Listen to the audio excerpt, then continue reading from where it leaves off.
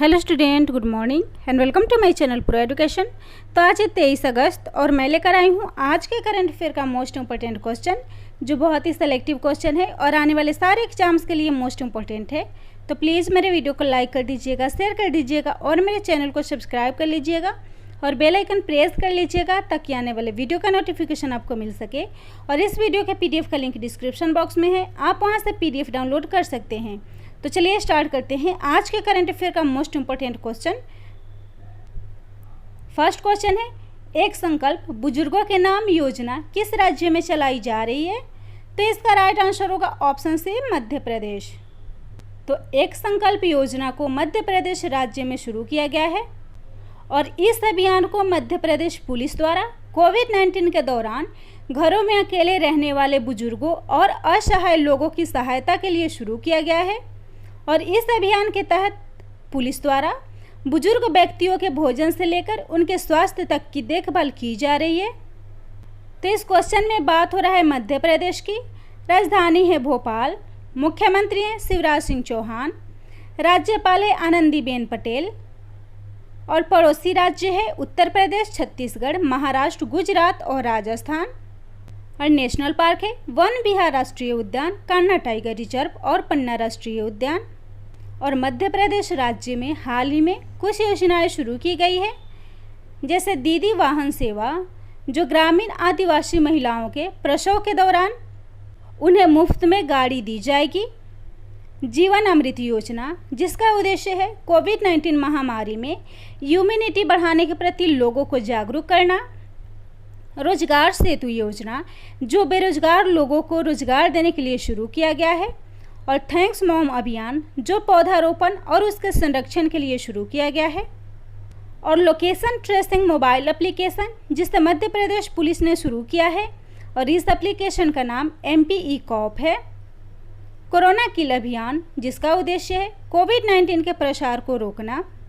आसपास हेल्पलाइन, जो MP police ने शुरू किया है और इसका उद्देश्य है मध्य प्रदेश में बढ़ रहे सुसाइड के केसों को कंट्रोल करना। इंतजार आपका अभियान, जो मध्य प्रदेश के पर्यटन मंत्रालय द्वारा शुरू किया गया है। और PM स्वनिधि योजना को लागू करने में मध्य प्रदेश प्रथम स्थान पर है। और हाल ही में MP में नई शिक्षा नीति के तहत स्कूल के शिक्षा विभाग द्वारा ई-गवर्नेंस पोर्टल और एप्लीकेशन मौसिम को लॉन्च किया गया है। अगला क्वेश्चन है, विश्व स्नूकर चैंपियनशिप 2020 किसने जीता है? तो इसका राइट आंसर होगा ऑप्शन ए, रॉनी ओसुलिवान। तो रॉनी ओसुलिवान ने इस चैंपियनशिप को जीता है। और रॉनी ओसुलिवान ने शेफील्ड के क्रूसिबल थिएटर में किरेन विल्सन को हराकर वर्ल्ड स्नूकर चैंपियनशिप 2020 का खिताब अपने नाम किया है। और इस जीत के साथ ही रॉनी ओसुलिवान रेडॉन 1978 की 45 वर्ष में जीत के बाद विश्व स्नूकर चैंपियनशिप के सबसे पुराने विजेता बन गए हैं। तो स्नूकर, जो डंडे और बॉल के साथ एक बड़े से मेज पे खेला जाता है, और इस गेम की शुरुआत भारत में 1875 में हुई थी। तो इस क्वेश्चन में बात हो रही है गेम्स की। तो इस क्वेश्चन से जुड़े कुछ इंपॉर्टेंट पॉइंट्स हैं, जैसे हाल ही में लुइस हैमिल्टन ने स्पेनिश ग्रैंड स्लैम को जीता है और इसी जीत के साथ 2020 की फॉर्मूला 1 की यह उनकी चौथी जीत बन गई है और उनके करियर की 28वीं जीत बन गई है। और हाल ही में जी आकाश भारत के 66वें ग्रैंड मास्टर चुने गए हैं। अगला क्वेश्चन है, हाल ही में नए चुनाव आयुक्त कौन नियुक्त हुए हैं? तो इसका राइट आंसर होगा ऑप्शन बी, राजीव कुमार। तो राजीव कुमार भारत के नए चुनाव आयुक्त बने हैं। और राजीव कुमार झारखंड कैडर के 1984 बैच के IAS अधिकारी हैं और उन्हें जुलाई 2019 में वित्त सचिव के रूप में नियुक्त किया गया था। इसके अलावा उन्होंने कार्मिक मंत्रालय में स्थापना अधिकारी के रूप में भी कार्य किया है। और वे भारत के नए चुनाव आयुक्त के रूप में अशोक लवासा की जगह लेंगे। तो यहाँ बात हो रही है चुनाव आयुक्त की, जो भारत निर्वाचन आयोग का एक पोस्ट होता है। भारत निर्वाचन आयोग, जिसकी स्थापना 25 जनवरी 1950 में हुई थी, मुख्यालय है नई दिल्ली और मुख्य निर्वाचन आयुक्त हैं सुनील अरोड़ा। तो इस क्वेश्चन के साथ ही इसमें दिए गए ऑप्शन को भी डिफाइन कर लेते हैं। तो इसका फर्स्ट ऑप्शन है अशोक लवासा, जो भारत के पूर्व चुनाव आयुक्त थे। अमिताभ कांत, जो नीति आयोग के CEO हैं। और रजनीश कुमार, जो भारतीय स्टेट बैंक के अध्यक्ष हैं। अगला क्वेश्चन है आर्टिफिशियल इंटेलिजेंस संचालित पॉड की शुरुआत किस राज्य में की गई है? तो इसका राइट आंसर होगा ऑप्शन डी, कर्नाटक। तो आर्टिफिशियल इंटेलिजेंस आधारित पॉड्स की शुरुआत कर्नाटक में की गई है। और कर्नाटक के स्वास्थ्य मंत्री के सुधाकर ने कोविड-19 जैसे संक्रामक बीमारियों की रोकथाम के लिए इस आर्टिफिशियल इंटेलिजेंस आधारित हेल्थ केयर पॉड्स को लॉन्च किया है। और यह पॉड्स 9 बिस्तर के होंगे जो टीबी, फ्लू और कोविड-19 जैसे रोगों के रोकथाम करने में सक्षम होंगे। तो यह हेल्थ केयर पॉड्स कर्नाटक में लॉन्च हुआ है। राजधानी है बेंगलुरु, मुख्यमंत्री हैं BS येदियुरप्पा, राज्यपाल है वजुभाई वाला, हाई कोर्ट है बेंगलुरु, मुख्य न्यायाधीश है रवि विजय कुमार और राष्ट्रीय उद्यान है बांदीपुर राष्ट्रीय उद्यान और नागरहोल राष्ट्रीय उद्यान। और कर्नाटक के हुबली स्टेशन पर दुनिया का सबसे बड़ा प्लेटफॉर्म बनाया गया है। और कर्नाटक ने हाल ही में डिजिटल इकोनॉमिक मिशन को शुरू किया है, जिसका उद्देश्य है सूक्ष्म, लघु और मध्यम उद्योगों को बढ़ावा देना। और कस्यू इंडिया ऐप को किसानों के लिए लॉन्च किया गया है। और मूल्य निगरानी और अनुसंधान इकाई स्थापित करने वाला भारत में कर्नाटक पहला राज्य है। नेक्स्ट क्वेश्चन है better health hackathon #code for कोविड-19 को किस कंपनी ने लॉन्च करने की घोषणा की है? तो इसका राइट आंसर होगा ऑप्शन बी, HCL। तो HCL टेक्नोलॉजी ने इस हैकथॉन को लॉन्च करने की घोषणा की है। और बेटर हेल्थ हैकथॉन कोविड-19 महामारी के तत्कालिक और दीर्घकालिक सामाजिक प्रभाव के समाधान खोजने के लिए क्राउड सोर्स प्रौद्योगिकी नवाचार यानी कि इनोवेशन के लिए शुरू किया गया है। और इस कार्यक्रम के भाग के रूप में HCL ने माइक्रोसॉफ्ट और अंतर्राष्ट्रीय SOS के साथ भागीदारी की है। तो HCL टेक्नोलॉजी स्थापना हुई थी 11 अगस्त 1976 में। संस्थापक है शिव नादर, मुख्यालय है नोएडा, उत्तर प्रदेश। CEO है C विजय कुमार और अध्यक्ष बनी है रोशनी नादर। तो इस क्वेश्चन में बात हो रही है हैकथॉन की। तो हाल ही में डाइट को स्मार्ट इंडिया हैकथॉन 2020 पुरस्कार से सम्मानित किया गया है। अगला क्वेश्चन है हाल ही में किसे लाइफ टाइम अचीवमेंट अवार्ड से सम्मानित किया गया है? तो इसका राइट आंसर होगा option C, Rajendra S Pawar. तो राजेंद्र एस पवार को लाइफ टाइम अचीवमेंट अवार्ड से सम्मानित किया गया है। और राजेंद्र पवार NIIT समूह के अध्यक्ष और सह संस्थापक हैं और साथ ही NIIT के विश्वविद्यालय के संस्थापक भी हैं। तो राजेंद्र पवार NIIT समूह के अध्यक्ष और सह संस्थापक हैं और साथ ही NIIT विश्वविद्यालय के संस्थापक भी हैं। और उन्हें भारतीय IT के क्षेत्र में विकास को बढ़ावा देने और उनके महत्वपूर्ण योगदान के लिए इस पुरस्कार से उन्हें सम्मानित किया गया था। तो लाइफ टाइम अचीवमेंट अवार्ड की स्थापना 1928 में प्रिजकर और उनकी पत्नी कैंडी के द्वारा की गई थी। और यह अवार्ड निर्माण उद्योग में नोबेल पुरस्कार के सम्मान माना जाता है, जिसके अंतर्गत $1,00,000 की राशि प्रदान की जाती है। तो इस क्वेश्चन में दिए गए बाकी ऑप्शन को भी डिफाइन कर लेते हैं। इसका फर्स्ट ऑप्शन है सुधा मूर्ति, जो इन्फोसिस फाउंडेशन की अध्यक्ष हैं और इन्हें हाल ही में ग्रामोदय बंधु पुरस्कार से सम्मानित किया गया है। सचिन अवस्थी, जिन्हें हाल ही में ग्लोबल ह्यूमैनिटेरियन अवार्ड से सम्मानित किया गया है। गगन अरोड़ा, जो वर्टेक्स ग्लोबल सर्विसेज के CEO हैं, इन्हें हाल ही में CEO of the year award से सम्मानित किया गया है। अगला क्वेश्चन है ग्रीन डिपॉजिट प्रोग्राम को किसने लॉन्च किया है? तो इसका राइट आंसर होगा HSBC इंडिया। तो इस प्रोग्राम को HSBC बैंक ऑफ इंडिया के द्वारा लॉन्च किया गया है।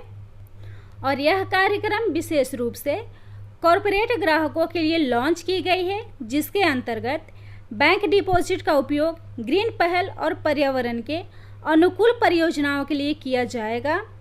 और इस स्कीम में कॉरपोरेट ग्राहकों को एक सामान्य बैंक डिपॉजिट के समान ही सुरक्षा के साथ साथ स्थिर और प्री एग्रीड रिटर्न भी प्रदान की जाएगी।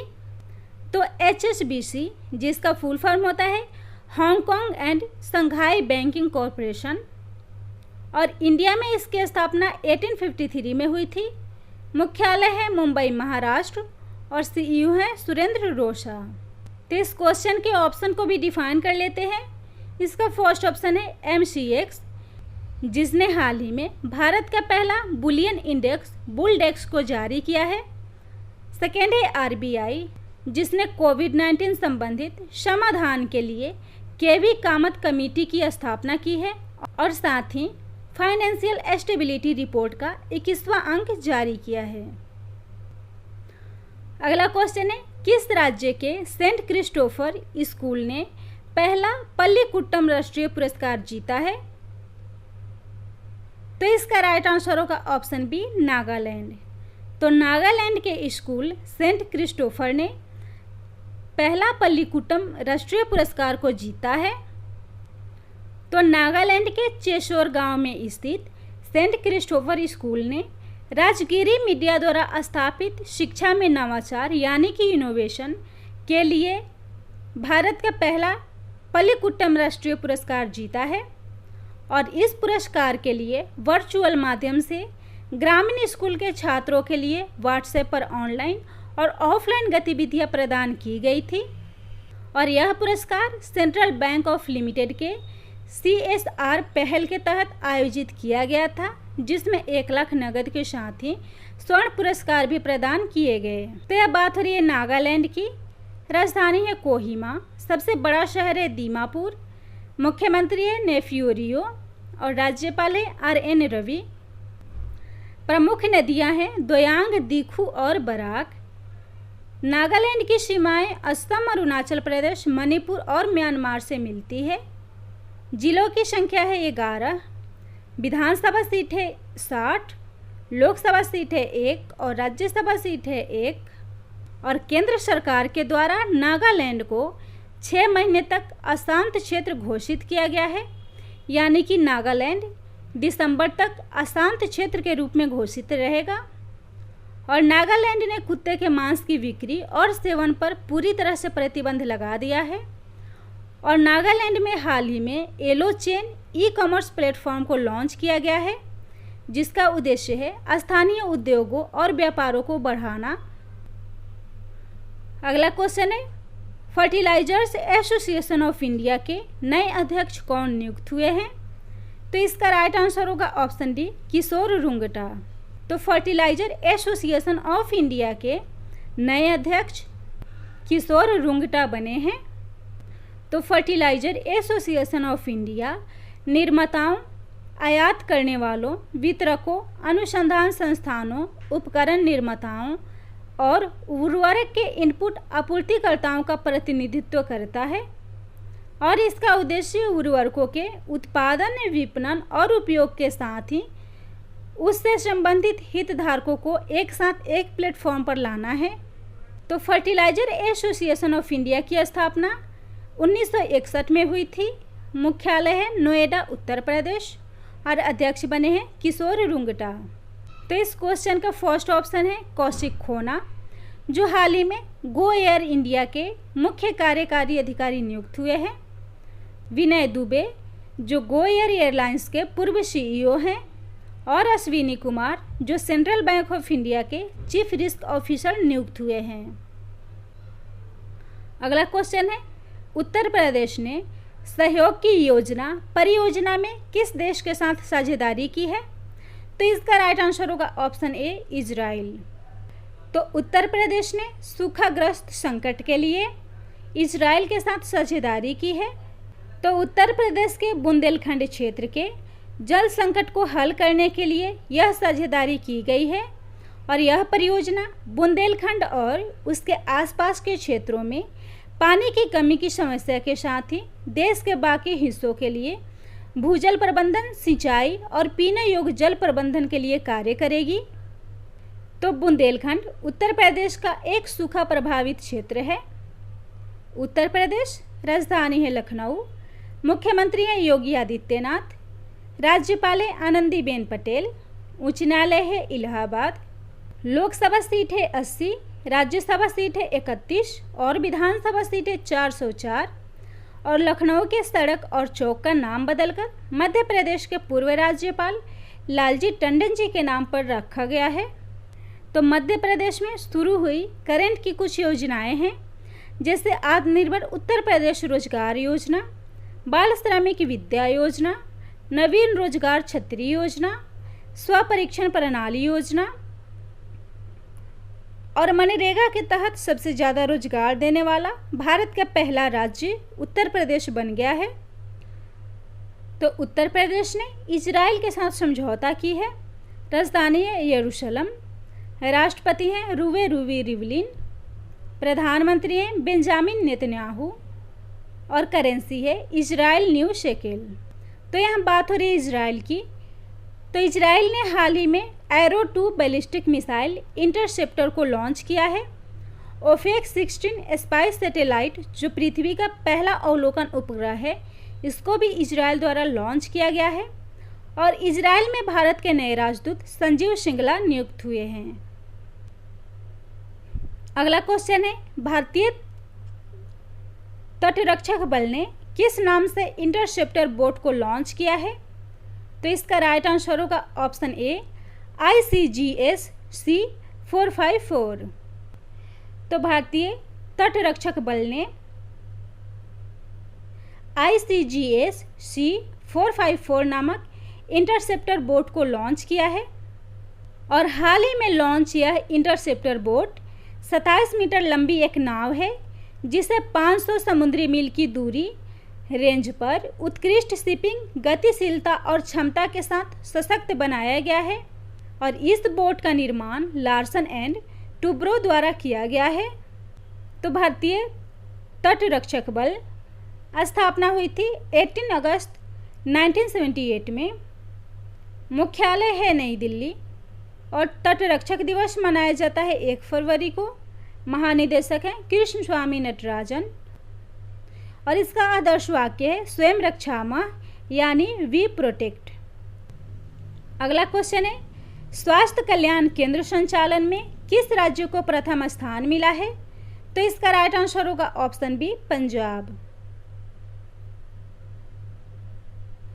तो स्वास्थ्य कल्याण केंद्र संचालन में पंजाब प्रथम स्थान पर है।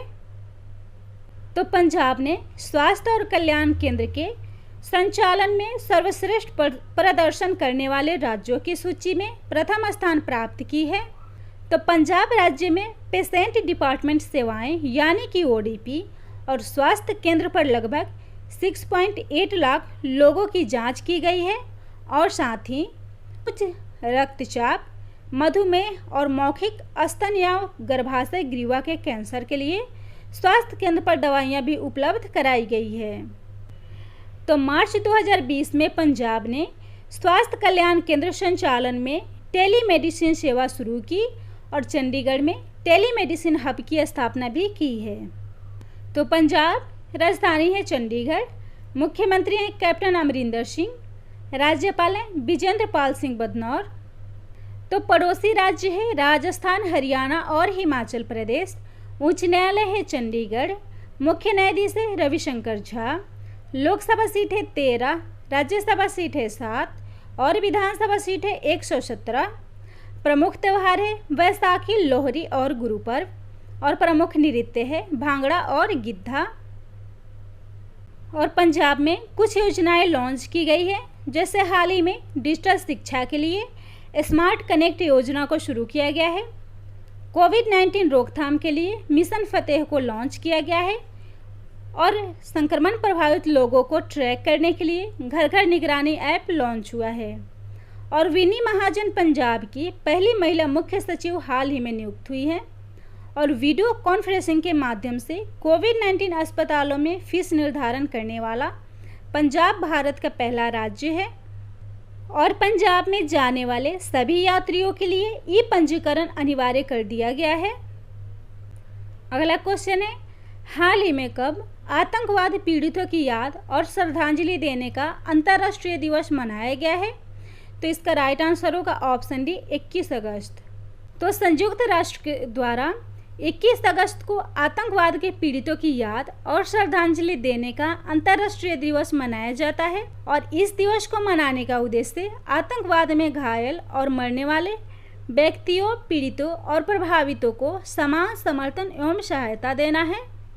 और इस दिवस को पहली बार 2018 में मनाया गया था और 21 अगस्त को एक और दिवस मनाया गया था, अंतर्राष्ट्रीय वरिष्ठ नागरिक दिवस। तो यहाँ बात हो रही है महत्वपूर्ण दिवस की। तो अगस्त मंथ में अब तक के मनाए गए महत्वपूर्ण दिवस हैं।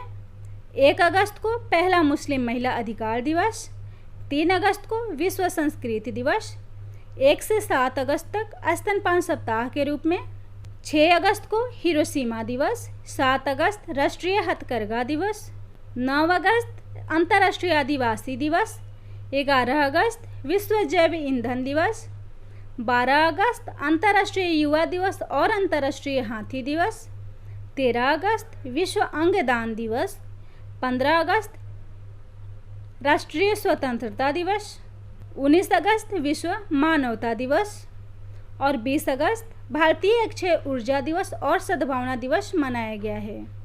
तो अगर मेरा वीडियो आप लोग को अच्छा लगता हो तो प्लीज़ मेरे चैनल को लाइक कर दीजिएगा, शेयर कर दीजिएगा और सब्सक्राइब कर लीजिएगा और बेल आइकन प्रेस कर लीजिएगा ताकि आने वाले वीडियो का नोटिफिकेशन आपको मिल सके।